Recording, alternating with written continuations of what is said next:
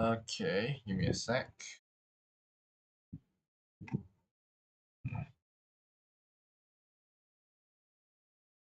I'm just gonna play some BGM. Hopefully you guys can hear it.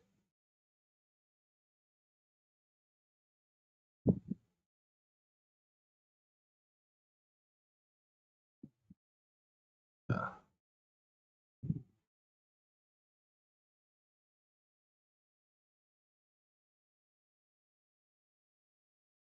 Anyway, hello everybody. Welcome back to another Windrunner EX stream. As per usual, it's very scuffed, but yeah, it looks like I'm able to load it up correctly.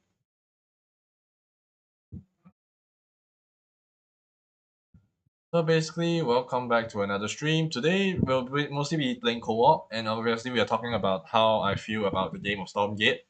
I would like to fix up information that I have released last time, which was untrue, which was that there was a new game plus difficulty. There's not a new game plus difficulty. I have checked and cross corrected that there's actually no such thing.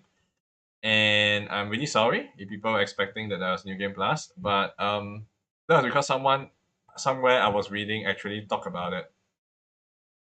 So due to that, we're just gonna play the game as how we're gonna be holding it up. I'm gonna say that the game, uh, the storyline, the campaign feels very, um, I would say, inadequate.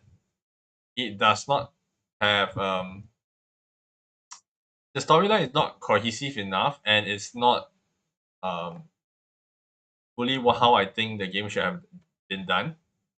It created a lot of friction between the player base, and releasing the game at this state while claiming that it is done and it fits the vision is a little bit bad, honestly. Oh no, no. Holy. Okay.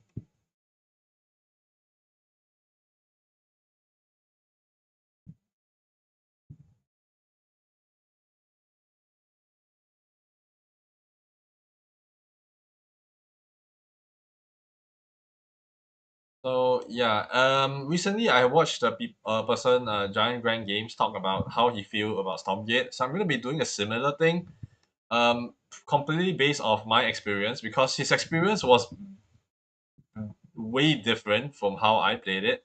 Um, and he's a lot more um proficient in RTS than me. So what I can tell you is that I feel that the game is difficult in some sense, but harder in other sense, right? On no build mission, I feel like if you lose a unit, and very easily you can use a unit, you will basically be screwed over. Oh god dang it.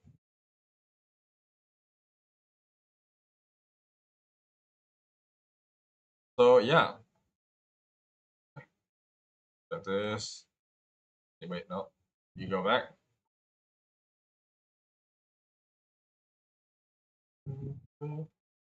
Yeah, just get make sure one more.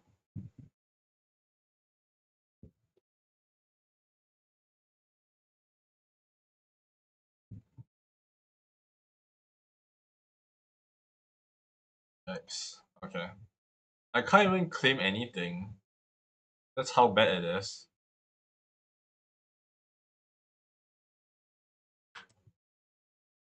Oh no, there was reinforcements, huh? We're kind of screwed, huh? Let's see if we can get this. It's a little bit hard to do both at once.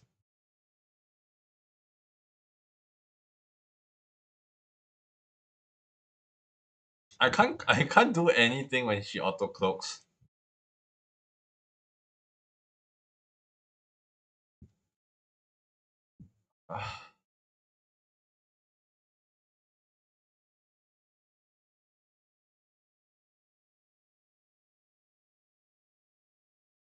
Okay.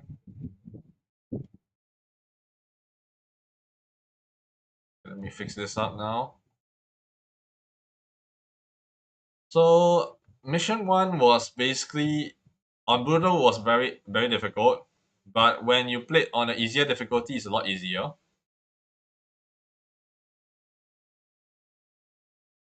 Oh, he has teleported me. Okay, can. So I had a lot of problems, I think, with the game's difficulty curve. Sometimes it's easier, sometimes it's harder, and then it causes a lot of bullcrap to happen. I did not appreciate the bullcraps, I'll be honest. Um, so yeah.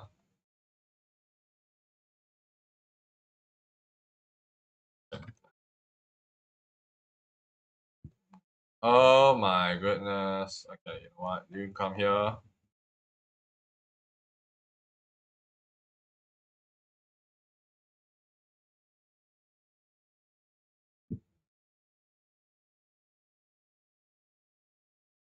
Okay, let me get this. Queuing this up now.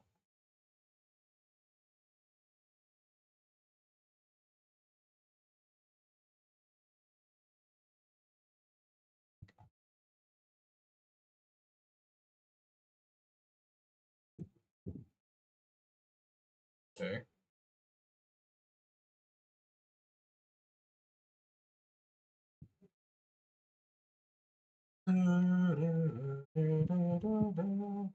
Okay, so then we take a look at mission 2. Mission 2 had a few other problems as well.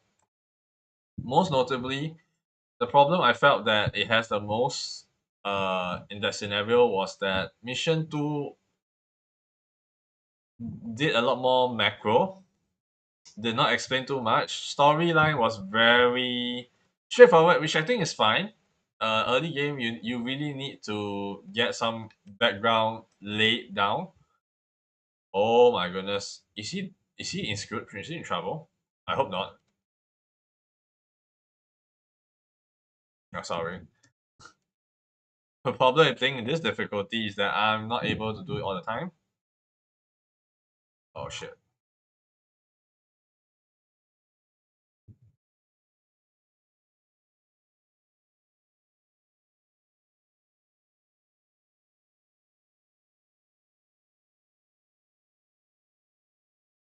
Get that. Get this.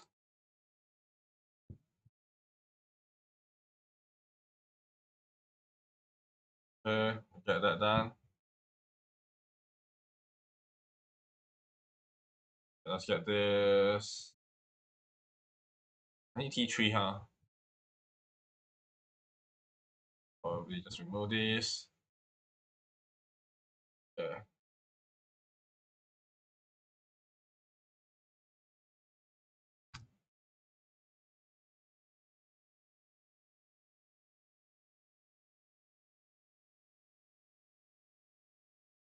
Okay.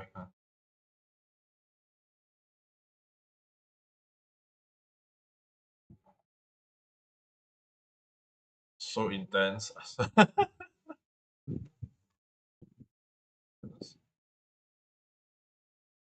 Nope.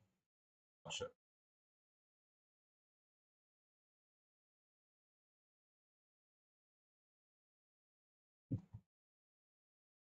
The taunt range is so little. Okay, I really need to destroy their production. Because this is really a bit messed up. This is really messed up. Let me get this as well.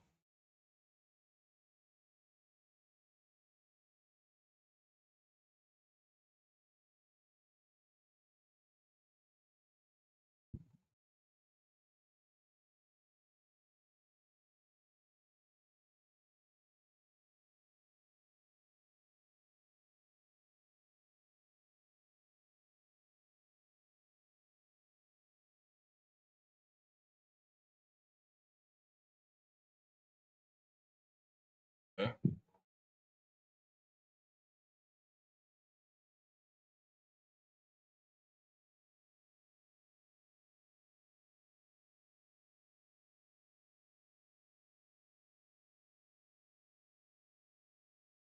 How is my saturation? Not great.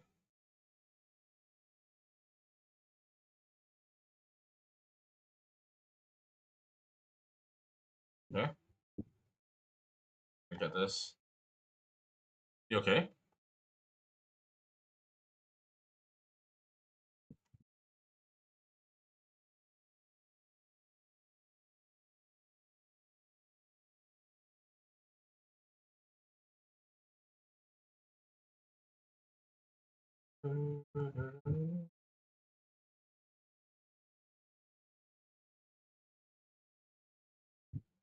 I don't think we need more than this, but we're gonna just make that.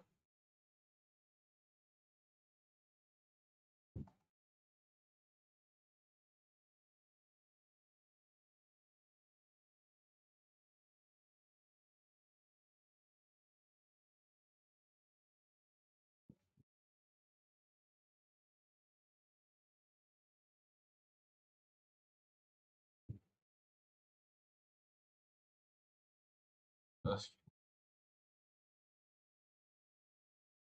okay. Just going to comment here.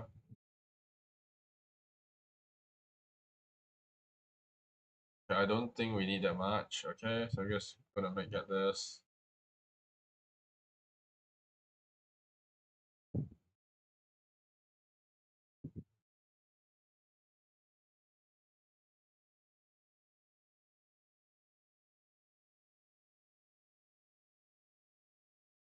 It's lagging.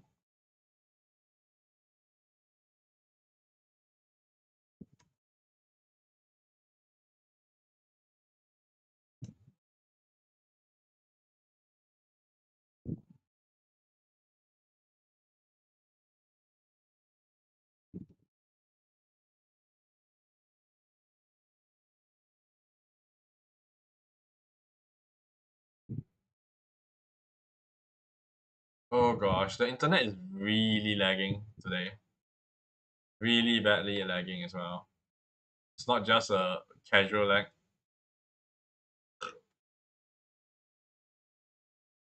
thing.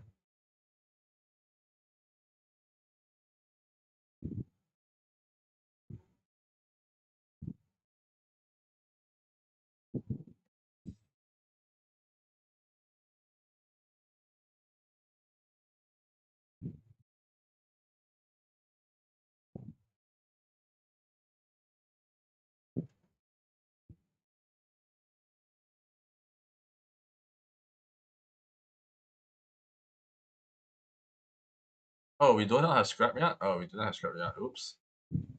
That's, I hate that scrap yet is so necessary because it's where Amara's abilities are. Anyway, now then we talk about part 3 of the third mission in the campaign.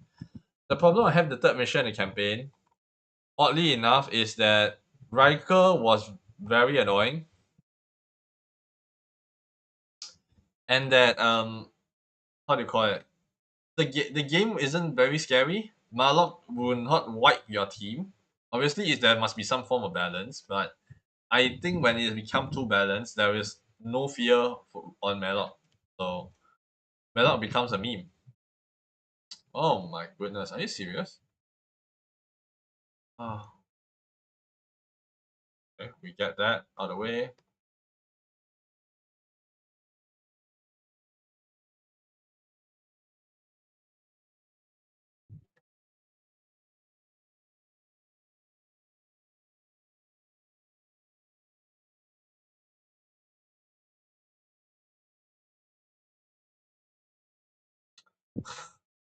These walls really want to the low HP, dude. So yeah, that's my thoughts on like really much the campaign. Right, that's the first three parts. They were solid, I guess, in their difficulty. In their storyline, they tried to lay down as much as possible,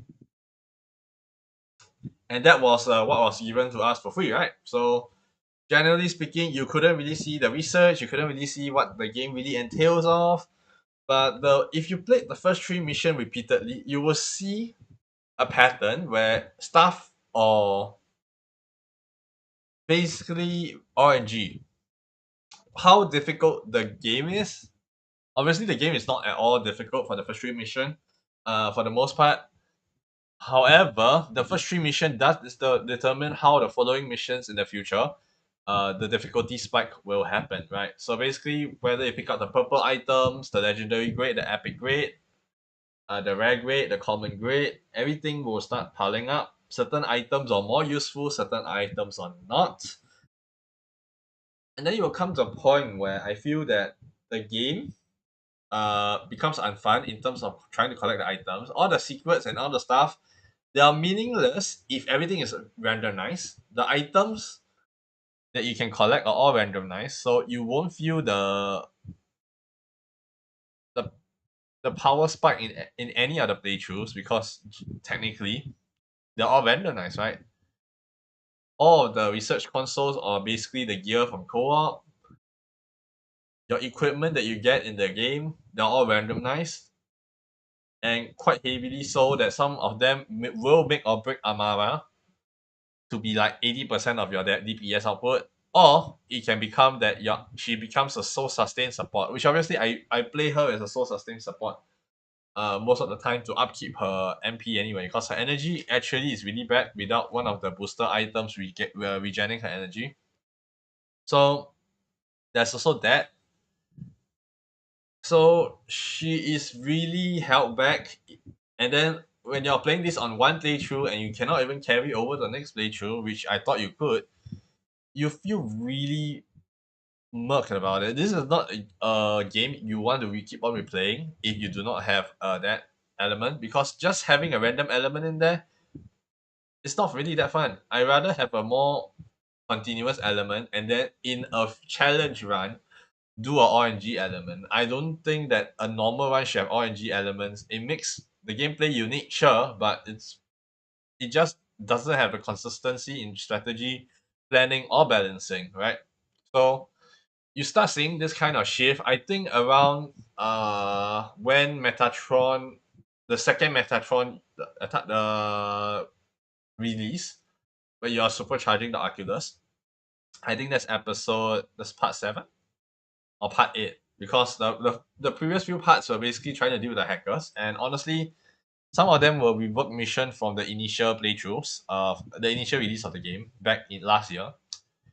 And honestly speaking, it was a lot easier because last time there wasn't that many outposts that were sending at least some form of support.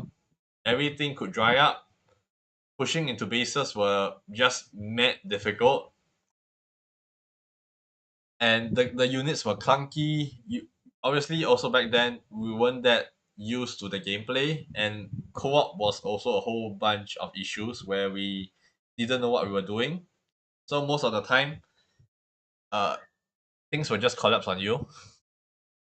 There was Annihilation too. Holy crap! No wonder it was so difficult. So yeah, I'm not surprised.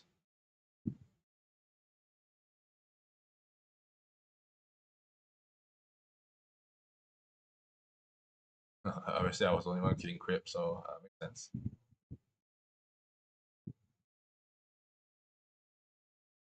I got my expansion quite late. Yeah, as per usual, Amara is broken in co-op. So yeah, talking to that point, we'll just continue looking. Um, yeah. So this basically,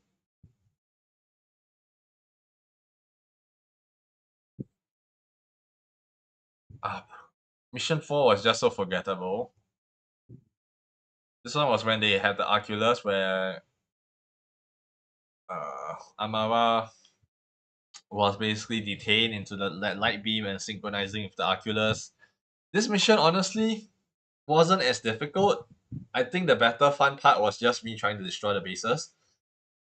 Since I know the difficulty, and do I want the game to have an increased difficulty spike?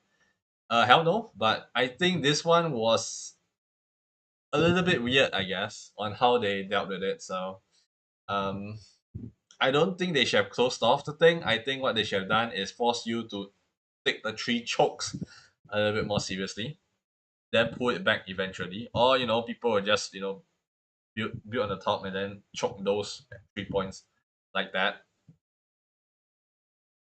But yeah, And then the next one was Traitor's Bay, which was basically you had to infiltrate the mercenary compound, and this was the reworked mission basically.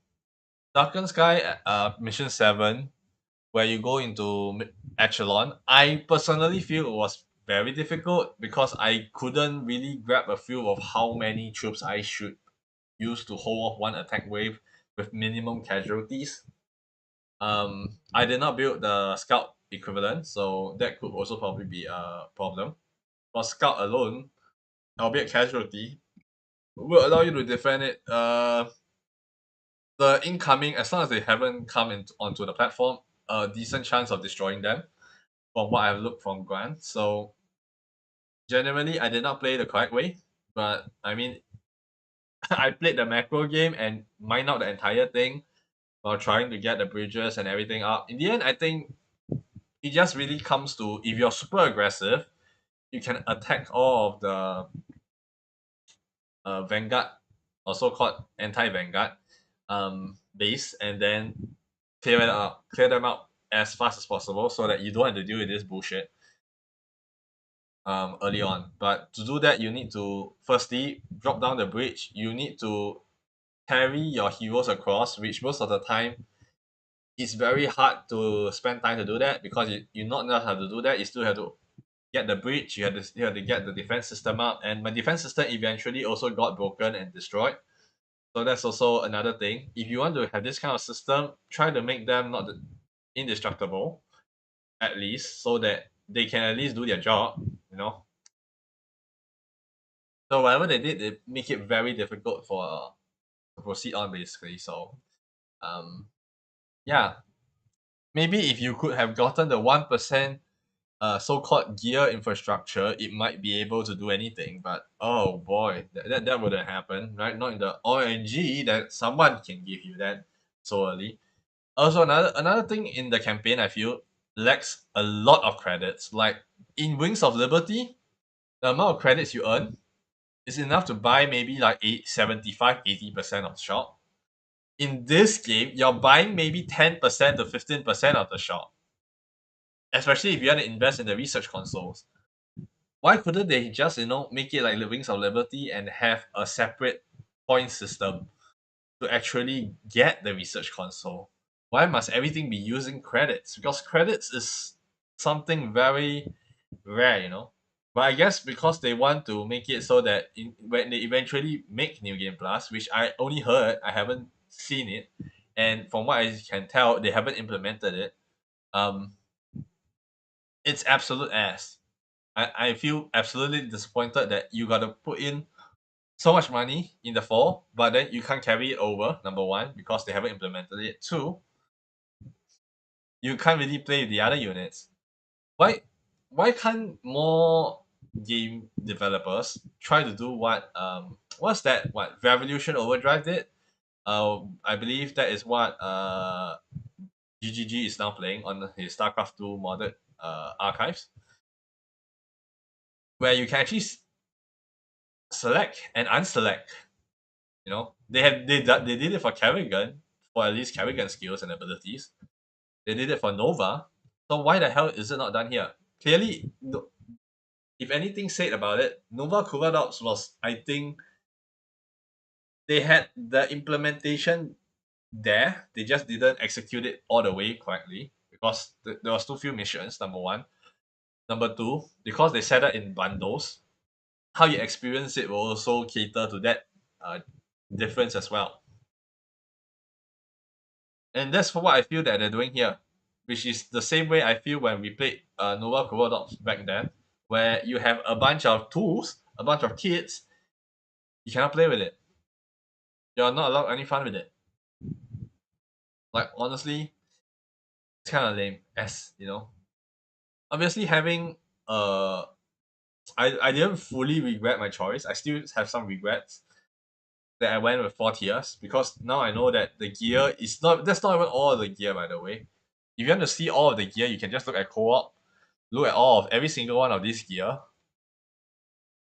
and then roughly that is how it goes, right? Tier 1, tier 2, and tier 3. Obviously I don't have any tier 3 unlocked, but You could take a look over here. You can see the tier 3 uh, buffs and stuff like that. But obviously, there are so-called 4 gears in campaign. So that's a bit like you can select 12 out of 12, you can select 4. Randomized. I don't know whether they tier it based on this system where tier 1 will only have this select pool to choose, or it's totally randomized. I have no clue, but yeah, absolutely dog shit. Okay, so also another thing imperatively, if you think about it, you remember Blockade was 2-3 level below the rest of the crew, and only on the final mission he managed to be on level parity with the rest. I know this is a small crown. Warcraft I probably did the same thing, but why couldn't he just have his level limit be raised on some of the missions beforehand? It just I mean it won't make that much of a difference. His kit is not that strong. He's probably the most balanced hero among the three. Vanguard compared to Riker, Riker is really good at single attacking but sucks in AOE situation. He really had to rely on his dogs, Ghost and Shadow, to do a lot of his to prevent him from getting ganked. And then obviously Amara, who is nonsensely strong AOE, okay on single target. You can see her struggle with Metatron if you fight 1-on-1. I tried. She clearly cannot tank well, not unless you have a certain armor. But generally speaking, that's a lot of the RNG, right? So yeah, bad game design. Honestly, I wish that they would change a little bit more. Next one, of course, I if you watch GGG's review on it, he was talking about this being AI art. I checked on it, and yes, this is AI art. I'm pretty sure I passed by this bridge before during one of my travels, and I don't recall it looked like this as well. So it's yeah, I did not realize the first time because my memory was hazy about it, but I don't recall it being like this. It's probably more like expansion into another expansion into another expansion. This one is like going forward straight, and then you can see it just doesn't connect properly. So yeah, but then we have into which one was it? Destroyer of Worlds, right? Wait, no. Yeah, this was the one where we charge up the legendary artifact. This was when I find the difficulty spiked really strongly, really hard for me to actually play it.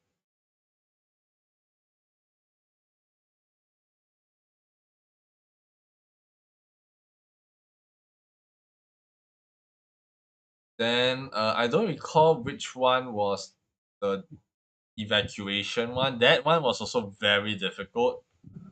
I think Dying Light, San Francisco. Um, I think that the mission is very difficult. I don't know whether I should have went into the main base and just start attacking without rally. It's possible probably, but a bit difficult. And the mobs do spawn in, and I should have actually started off with a turret before going with command centers or basically the main base structure because at the end it got wiped out. So it didn't have enough support, it didn't have enough defense, and in the end it got destroyed. And I wasted a lot of money there, and there is so much stuff. Like just when I transferred all my workers there, they got intercepted, and then a lot of them ripped, and there comes a lot of the enemies, which seems to have a bit of an AI, obviously, to try to take back what was originally over there. That caused a lot of problem. So maybe the first learning curve is that you probably should start with your defense structures before you start on having mine again because yeah. But I mean, I was in that particular sense. I was actually in kind of like a money shortage situation. I really wanted that to tide me over. I guess it's like investment failure, but feels bad, man. Okay. Then mission 10 into madness, really going into and fight Malok, and then just having Riker just soloing all the bosses, or even if you can't solo all the bosses, the carrier can tank long enough to not be destroyed and be able to buy time so that Riker can just come here and five shot the boss, for some odd reason. And then everything else was meh. Mission 11 was probably the worst of all. It created a scene of honestly not having multiple units being able to uh, create a bubble. So it becomes a very weird situation where you want to mine it out so that you get more resources at the end. But then if you don't do it, the attack waves are gonna be catastrophic. Which, to be fair, the attack waves, once it hit the max spike, it didn't really feel that tough anymore. Mostly because Amara can just blast them away in like a while. They come in like drove of three. First wave, just a bunch of body blockers. Second wave, a bit tankier. Third wave, again another bunch of like feeble attackers, range attackers. So, and then later on they add dragons on it. But to be fair, not much really. Generally very easy. And then at the end, I just started making helicarriers, which in my opinion, is probably the most useless thing. You should have just built more of the AA. What I forgot. What is it? Porcupines. I forgot what's the unit called anyway. I don't build that unit, but basically it's the one that gives you AA when you make it siege up. Should have just created a lot more of that because honestly speaking, dragons were coming in full force and I didn't have enough AA. And then when all my AA died, I didn't realize. And then by the time I came back, I was just with my main force. And luckily, that was like the final wave, so it wasn't that bad. But honestly speaking, it also showed that you probably need more of the console upgrades for more fun rather than, freaking research laboratory upgrades. And then Age of Eternity, I think the mission was okay. I heard from GGG that he doesn't know who Slogo is. That's because he didn't read any of the onboard dialogue enough. Because that Slogo was mentioned multiple times in the playthrough when I was reading through it. So Slogo was doing this, Slogo was doing that. It was definitely more and more relevant, and I heard it was one of the fan that was deceased. I do not know in what manner he participated, but rest in peace. But however, I'd like to say that Mission 12 um had some good point and had some bad point, okay? Good point was that it really value you to be very offensive and stretch you all the way in at the start, just so that you can push while still being able to defend a bit, right? So, and then knowing how summon works, that if you have two people having summon, one of them will be removed is a good intel. I did not realize that before, unless one is for mech, one is for um what do you call it, infantry, but I don't think so. And then yeah, the bases were meme. The final objectives were meme, and then we were expecting a one-on-one battle with walls, and then no, in the end it's just whoop to cutscene, and then honestly, 10, 11, 12 became bad writing. Honestly, um, 10 was probably trying to make the parallel with StarCraft 1, where Max actually betrayed Kerrigan and betrayed Rayner, and then Rayner then betrayed, um, Max. So that was this equivalency. Obviously, was it written in the same value and structure? No. It feels even weirder when you know that Riker just confessed and something like that. It's like, is this really the time? I mean, yeah, Jim and Kerrigan were very into each other, but like this, not the same, not the same. And then went into 11, which in my opinion should have been two mission. They can split in two mission, one for destroying and the other one for defending. And then also build up on the doctor guy, Taggart. Because obviously we could see in I think Dying Light that he was already infected or something. Hence his veins were popping. Was it 11? I forgot. It's either 10 or 11. End of 9, around 10. or 11 or before 11, where you could see that he already transformed, but people were like, oh yeah, take care of yourself, okay, don't get sick. But then it's like, yeah, sure. More aggressive tone, more aggressive voice,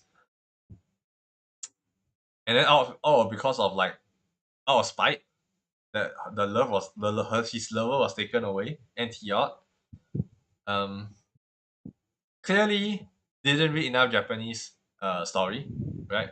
Clearly this writer didn't write Japanese story because NTR is not written this way. But even then, I don't like NTR, so okay, screw that shit.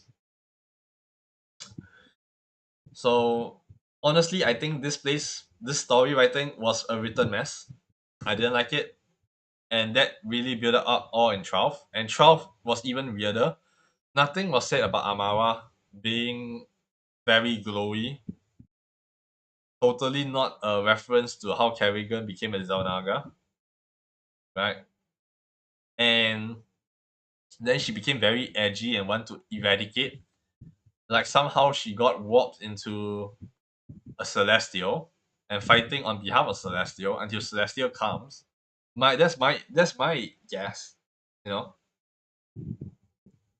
obviously we know she always has hatred, but it feels like they want to write her back to be a hatred character again. So, like really, at this point in time, you have to do a sudden reversal. Is that why Target was feeling uneasy that she got taken over by Celestial, and then so he had to be taken over by Infernos? I had no clue, right? At that point, that is like conspiracy theory.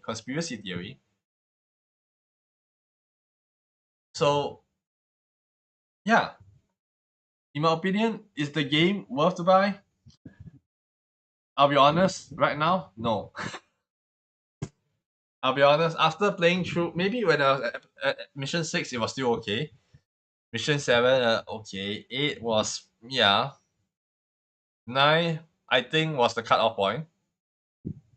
Then 10, 11, 12 was just the worst part. So we waited all this for 10, 11, 12 to miss its mark, quite literally. Um, it's a bit disappointing. I'm not saying I can do a better job, but definitely somewhere could have been improved, right? Okay, so now with that out of the way, right, and they drop the price tag on it, I don't think the game will be surviving. Honestly speaking, the amount of user base that are playing the game are reducing, and the people who are playing co-op are playing above annihilation most of the time. Uh, so it makes leveling a lot harder now. In the initial, I think release of Stormgate this version, Neophyte or something, Neophyte, that's what they tag. A lot of people are playing. 900 people are playing, and it was easy to match with people, easy to relearn the game, and yeah. But I think after this long, people who play campaign are done. There are not many people playing co-op. The people who are playing 1v1 are just really trying to play 1v1 still. I don't play 1v1. I'm not a person that likes to play PvP. I'll be honest. Even in arcades in um StarCraft 2, like Zerg Wars, Kerrigan Survivor. I mean, Kerrigan Survivor is still fine. Ish. I mean, people can carry you. I just need to play a bit smartly, annoying people, and then just, at least do not break all the rules and just try to deter as much Zerglings as much as possible for vision.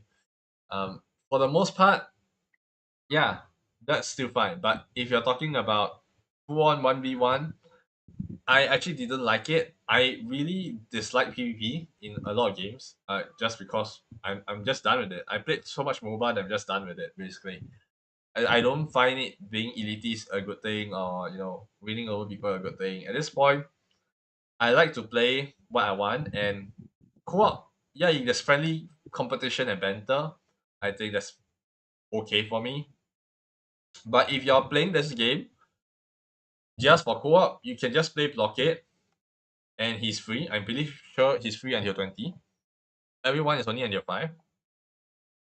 They need to do one thing, which is to allow people to level up to maybe 8, 9, or 10 again. Because 5 is, yeah, you're not gonna get anything good in 5 levels in on this character on walls or on dialogue, right? And doubly so for these two, where celestial units or jack shit, right? You can make it so that gear slot 2 is locked behind paywall. I think that's generally still well reasonable. Because most of the stuff around here is all max potential ability. But I think bare minimum you need at least 10 to actually work with most characters. Amara just can work without it, to be fair. Amara, I think 5 is already good enough because her ultimate ability is pretty strong. And as long as you know how to play her, upgrade the command center to be on tier, you're fine. So the state of the game is, to be honest, I think it needs a lot more work. Again, I know they are demoralized at this point, but the product is a overestimation of what it should have been. I think they overhyped it. They say it's a SC2 clone, better than SC2. There are a lot of stuff which could be better than SC2, right? Easier to rally in production. But then this comes out with the trade-off that I want to upgrade CC, but I cannot get unless I hotkey the CC. So basically, the CC now needs to be hotkeyed to at least get it to upgrade without looking back. Because if you notice, I always be looking back because I always forget the hotkey. Because off right the back of co-op, make a supply depot, train a worker, select all hotkey units, and then just start moving out. Whereas I could probably have spent 1 second to just get the hotkey fixed, but I'd have no like right now. Uh, Also, another thing is that I don't put my workers to actually grind out the Ethereum, so that makes it really hard for me to upgrade stuff as well. So yeah, and then obviously there are some characters that has very high disparity with Ethereum and some are very high Luminite disparity. So I don't think this is a bad thing. Honestly, if you know that your ally needs more Ethereum than you could always share the Ethereum with them. You can just tell them, hey, so and so, you can just get eat mine this, eat. When I say eat, mine this Ethereum, and you'll be fine. Right? So generally, there is that as a way to say, right? So it's not bad. Yeah. So I think that's just my thought process of Stormgate. It's still fine to play if you want to play it free to play. If you feel that the game is doesn't look good and refuse to give it a try, I can't persuade you. But for the most part, that is my thought process on how Stormgate is. And yeah, obviously I do wish them all the best. If they can turn this around, they fix up a bit more. Campaign they still need a lot of fixing. Also, I believe which one was it? The one where we had to defend.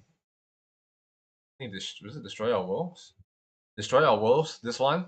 There are quite a few spots where I can just cheese with Amara to go up the cliff and then get Shadow Band well and unable to control Amara again. So yeah, they should probably fix that. That is a pretty big bug, I think. Um, Generally shouldn't have happened, but okay. Usually during the first part where they were supposed to destroy, I believe the so-called the Inferno's what is it called, shrine? Yeah, the Inferno shrine. So yeah. And with that said, though, I think that's all I will be streaming for Stormgate. I think Stormgate so far, well, if you see me play, I think it's okay for the most part. Both co-op and campaign. No one has been playing weekly mutation, so generally speaking, I think they need to revamp this. Um, like no one is playing the game, so getting anyone to play this is like difficult. Number two, they do not have a party system. Please implement a party system, so that at least I can play with my friends. I don't know how to invite my friends even, so that's generally gonna be another problem. Number three, um, instead of doing all of this, what do you call it, fog of war and all of this stuff, I think fix the game first. Generally speaking, these pets and stuff can come in as and when you need the funding for sure, but right now I think you're spending too much varieties on this and not enough on the main product. So the main product I can't even recommend in full good faith right now. It's really still, I wouldn't say it's janky because there is a lot of stuff that are fixed, but the full release implementation of this is still jarringly not good. Um, if you want to talk about Wings of Liberty when it first came out, or when StarCraft One was first came out, a lot of difference, right? So yeah. Also, hero balancing. I don't agree with Grant on this case. I think they each have their role to play, right?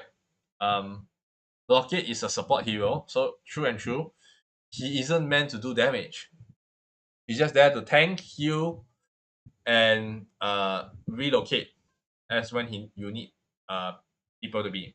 Michael is just a single target. If you let him be in the middle of a pack, he's most likely gonna die. Amara can do everything. She can probably leash if she has enough energy, but her her primary restraint is her mana or slash energy. So it's really based on what gear you give her, which will determine how the energy factor rolls as well. So I typically feel that um yeah, it's not great. So the heroes were there so that the units is a good holding support fire for them, because you I don't think anyone can solo with just three of them, because dragons would need to be focused by Riker and Amara, and then Blockade cannot tank everything. I think on Brutal there's just too much damage. Unless you're saying everyone has purple armor, I could see that, but in terms of blue, green, and common, I don't think so. Sorry, rare, uncommon, and common. Yeah, I don't think so.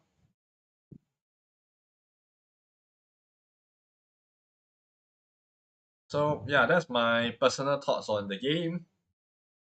Its current life state, the co-op segment. I think the only thing I can say is the music is okay. Is it as catchy as you know StarCraft Two? Definitely no. So they're definitely not bringing it to the promise. I think gameplay wise, it could be that, but as for other notions of it, I think that is still a far fetched dream. Definitely still a far fetched dream. They have overpromised, and yeah. Okay, I think that's the end of my opinions. So during downtime, I'll still probably play a little bit of this, but I think for the most part, I will stop playing the game here. So if you're here for Stormgate, thank you very much for watching. I'm going to end the segment here. And let me see, what time is it now? I think I'll just end the stream here. This is a short stream, isn't it? I can never get a mutation kill, right?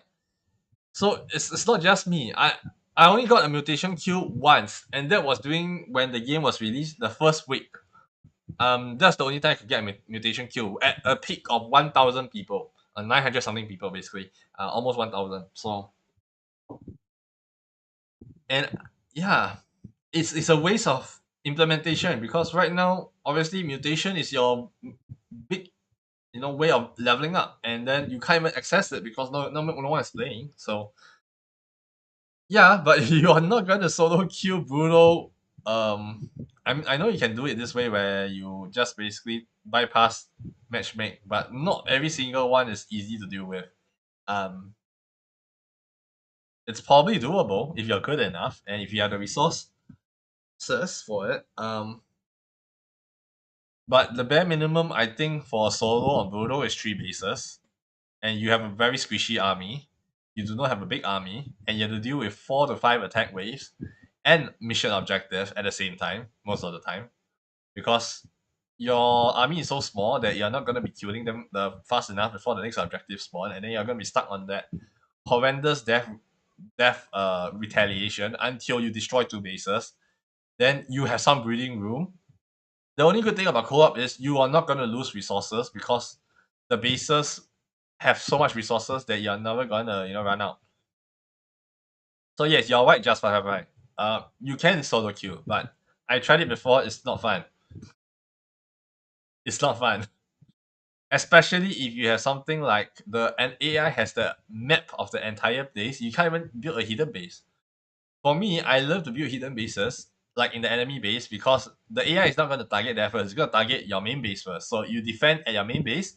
Your side base is completely free of any hostile intentions, and then you can just retaliate straight away afterwards.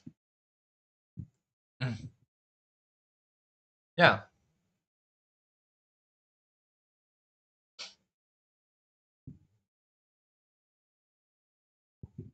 So okay, so I know that Stormgate now said they have finished the campaign. I'm pretty sure that's not the case. They need to fix it still.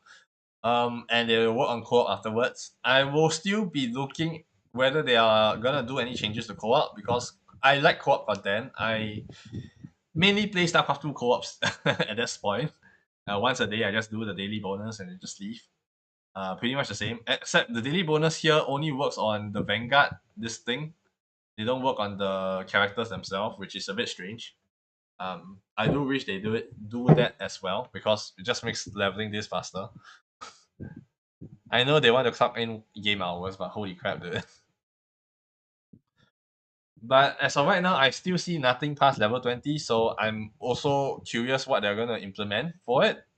Because right now, what they just do is basically, like StarCraft 2 co-op is basically, here is up to level 15 and you're done, you're going prestige.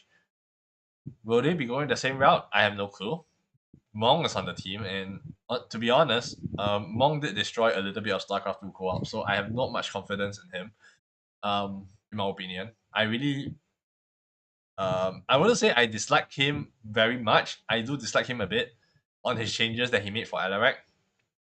Um, Still to this day, I'm still not very happy with it, but it's a bit hard to let grudges be gone.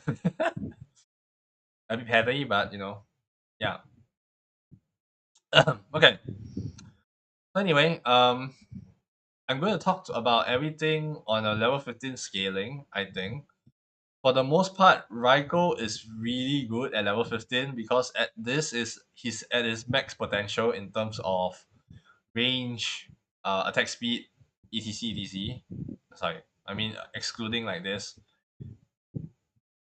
and then his ultimate gets upgraded. So generally speaking, all of these stats are not as important. They will affect, you know, higher plays like Annihilation 1, 2, 3, 4. But on Brutal, you can probably go through everything solo at level 15 for sure anyway. Hmm. Amara probably the most broken. I'll probably tier her as S rank in an S tier list. There's just simply too much she can accomplish, not even at max level. And most of the time, if you're a good Amara, you'll probably have the highest KDA ratio. Um, Ganan. That's just how broken she is. Manlock and Walls actually have some problems, I feel, on higher levels. They do not have high DPS. They have very good tankiness, and they can swarm really hard as well, as and when needed. But their heroes power level are not very high. So firstly, that's the one thing that's why I don't feel that level 5 is a good enough indication for you to play the character. 10 is probably better because you can have certain effects that or otherwise not available to you, and they actually harm the kid more than they showcase the kid. Basically, if you're showing a demo but then you don't even show properly, then what for is the demo for, right? And then for Wars, it's also the same problem. He's a melee, so he even has a few problems. He's not that tanky, number one. Even if you use his ultimate at the last moment, he will still likely not survive a full wave at Annihilation. Um, he needs more defense. He needs more upgrades for defense, and he needs an MP card reduction. Because the MP usage is too high.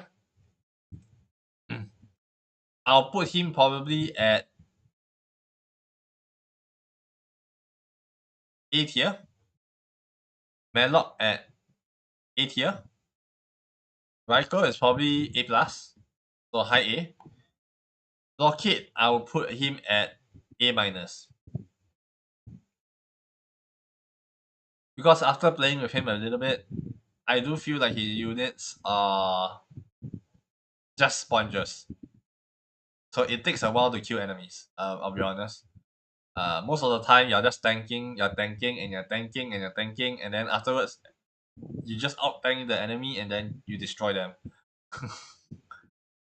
So they're really not great at pushing unless you have an ally with them, and then he will be somewhat of a useful.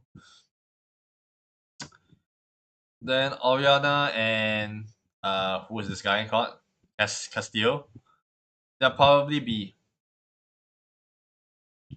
the lowest of them all. Celestial needs a big rework. I'm pretty sure a lot of people know about it. I know in 1v1 they are reworked to the point that they are quite broken ish kind of deal. But I don't like their units. The Saber Cryo Tank, yeah, they do a lot of damage, but then they're also expensive, hella slow. All of their units are actually really slow. Um, I really don't like their faction at all. It's not as if they're neither network or transfer protocols that I would probably have missed, but generally speaking, I don't see that they're really that bad as a faction. So yeah. So Oriana, because play support, will have even more problems because she cannot dish out DPS. And if the enemy dish out more DPS than you, which is very commonly the case on Annihilation, you're going to get wiped so often that it's kind of painful. For Castillo, um, I think he's way stronger than Aureliana, but the problem is, it's a bit hard to talk about him because his key is about taking damage, healing, taunt, redraw aggro, disengage, come back and fight again. Sounds like it's very hard to do all at once. I think so. It's not like a simple, Zerg where you just pull the Hydralis back, put the Zerglings in front, continue starter stepping. It's a lot different because he is melee, so it's even harder for him to exit the battlefield. And his ultimate is Jackass. So yeah, another contender of the hero needs a slightly of a buff. I know that when you supercharge his weapon, he will do AOE, but honestly speaking, he attacks quite slow. Enemies usually are gonna surround him, and he's not gonna be able to fulfill his legacy fast enough to get caught instantly. So generally, yeah, that's why I put him as a B, even though he's better. But it's just the faction as a whole, unit wise, unit choice. Yeah. Also, I don't like how this okay, I like and don't like Castile for one thing. You only can have one arc ship, but he has a pylon field. So it means that every time you want to do something away from your base, you need to move him to the location you want to put down a pylon field to put down whatever you want. Then you can leave. So he is utility as well, and if he's gone, he's off the field. Say goodbye to your utility. You can't expand, you can't do anything. It's really a pain in the butt. Like after playing testing Castillo, yeah, that's why I say, and I think he get that only at 4 or 5, right? And what he needs probably is 9. At a minimum, 7, 9, 10. So that you can get some of the better gears for him. And honestly, make his Soul Blade able to refund charge of Dark Fire. Because that's how he's gonna be able to heal. Not bye bye. It's just impossible to keep him properly updated. He's basically the Haka that is too squishy. That's even worse because the Haka actually scales the more he eats. He doesn't scale. He actually doesn't scale. It's so bad. Now that I think about it, I'm just comparing him with the Haka because they have similar kits. Taunt, the ability to tank, the ability to heal while destroying one unit. The only thing he doesn't have is growth and AoE. Too much of the oblige. And no, the Haka Fire Breath is way better and stronger than a freaking ultimate of Crash Landing like Pantheon from Lake. That's just not enough. Unless you say they stun for 10 seconds, maybe I can see that being overpowered and maybe good enough. Like what Pantheon does when he lands, but no, man. So yeah, they definitely need to go back to the drawing board at least a little bit for a lot of the other units, like non-vanguards. Um, I just want to know what are they envisioning. Even when I play through, I cannot really think of how they can go through their campaign version if they wanted to seamlessly transition into it. Um, so they have a mountain of problems they need to fix, and yeah, I do wish them a good luck because no one is playing the game right now. It's really painful. How many people are actually playing right now? Let me just take a look at SteamDB. SteamDB Stormgate. Oh no, this is like the worst. Okay, at least it's averaging 290. Every day is reducing. That's 290, 300, 290. But the lowest is dropping really fast. So at one point, the lowest is 121. And yeah, 110. Lowest is today in a while since they released. That's crazy. Let me look at the 1 month. Yeah, they're plateauing really hard. Now it's averaging 350, 400. Plus peak at 900, now 490. Yeah, so now it's doing between 490 and 300. That's the average, by the way.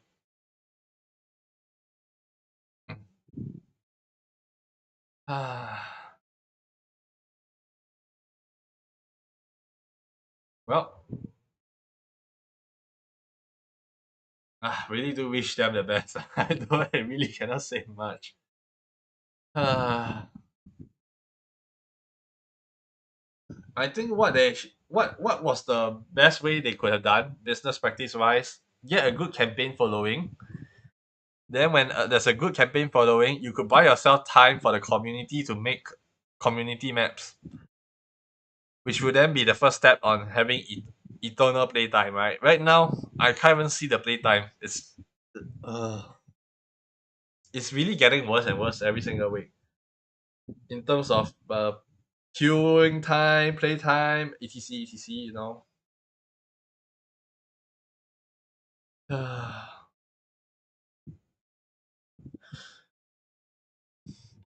But well, yeah, I think this will really be the last stream of Stormgate. I don't think I'll be playing Stormgate again. On stream anyway. I'll still be doing this until I'm level 20 for everything, but I don't think I'll be doing that live.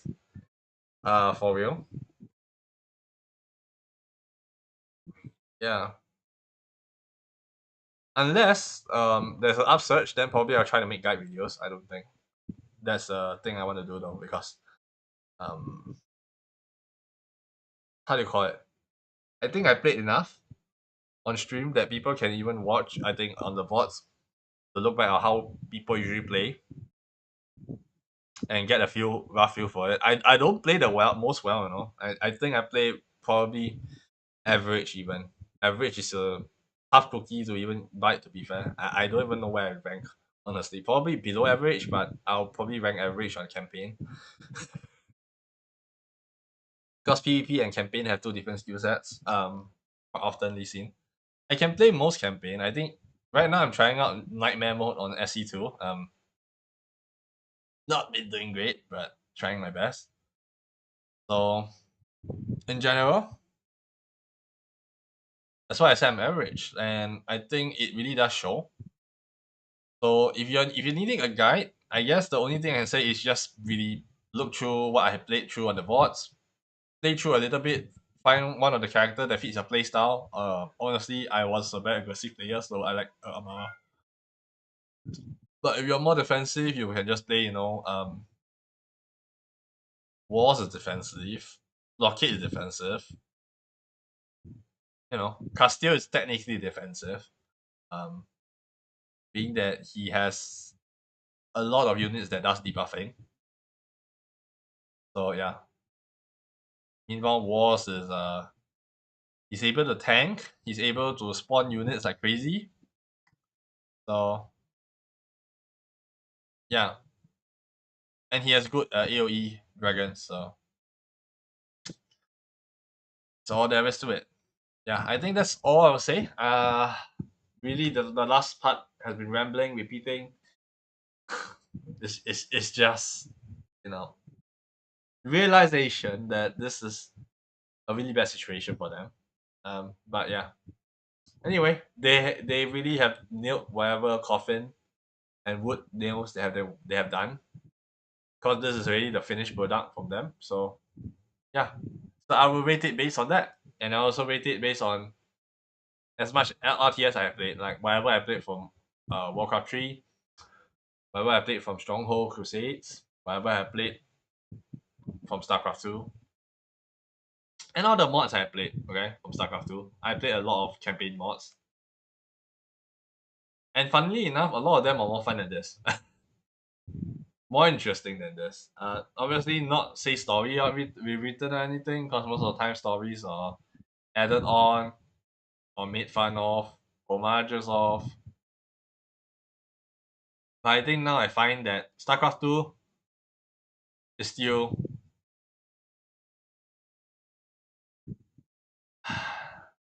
is still better.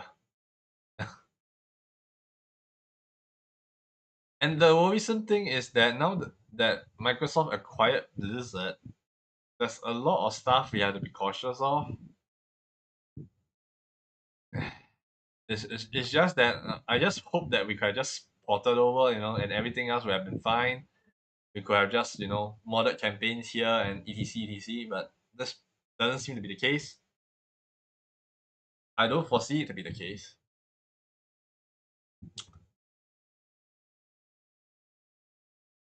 Yeah.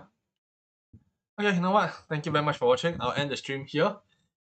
The next stream I think I'll be doing, I still have no idea. Maybe Ether Nights, but I'm no clue. Ether Nights was something I did in the demo way back. I could probably try it now, but we shall see. And then, when will the next trails be coming? Uh, guys, I'll not be doing Trails to Azure again. I can't. It's too freaking long. There's too much stuff to check. It's just painful, and I don't enjoy the combat in Azure as much. I'll be honest. Azure combat is too tiring, because everything is just arts casting until Oblivion, and it's not my cup of tea. Oh crap! My application audio was not playing. Oh my goodness, that's bad. Of course.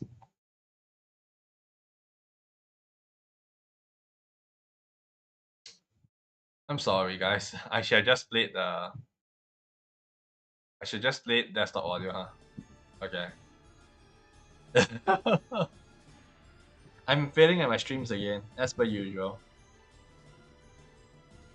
I mean, I'm pretty sure the game capture was capturing audio just now, so it's not the worst. But um, sorry guys, I should have been playing the audio because I thought I actually did unmute it. It's just it wasn't set correctly.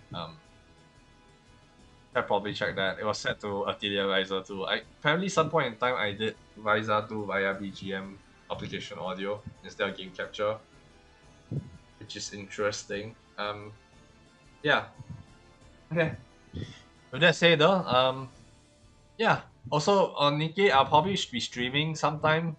I don't know. Probably next 2 weeks. Um, I think that's roughly around the time I think I will get enough of a power spike that I can continue for quite a while, and then we'll balance our gameplay around there. I do know that by then the event will be finished. The current event with what do you call it? I forgot. Absolute. Yeah. But I'm just not willing to touch the event right now because I have not even understood, because I haven't even reached the chapter that I needed to be, and I'll be freaking confused. There's just no point. So yeah. So the two things is either I wait for the rerun, or two, I look at it from a replay, which is probably what I'm gonna do. Um, Instead of waiting for people.